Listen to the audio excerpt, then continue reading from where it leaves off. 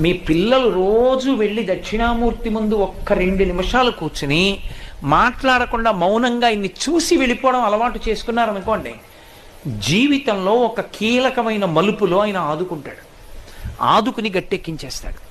దక్షిణామూర్తి దక్షిణామూర్తే గొప్పది. ఆయన దర్శనం చేస్తే సరస్వతీ కటాక్షం దగ్గర నుంచి లేనిదన్నది ఉండదు, ఏదైనా ఇచ్చేస్తాడు ఆయన. అంతటి పరబ్రహ్మం మీకేమి ఇవ్వలేదండి. ఇంకా లౌకికమైన కోర్కెల దగ్గర నుంచి మోక్షం వరకు ఇవ్వగలడు. కరతలామలకము, చేతిలో ఉసిరికై. దక్షిణామూర్తి స్తోత్రం చదువుకుంటే గురుగ్రహం శక్తి పొందేస్తుంది. రోజు ఒకసారి దక్షిణామూర్తి స్తోత్రం చదివారనుకోండి చాలు, అంతే. ఆడవనివ్వండి, మగనివ్వండి, పిల్లలవనివ్వండి, ప్రయోజకులు అవుతారు, చక్కగా ఉంటారు. ఏమి పెద్ద ఇబ్బంది పడిపోయి భయంకరమైన స్థితిలోకి వెళ్ళిపోకుండా కాపాడుతుంది దక్షిణామూర్తి స్తోత్రం.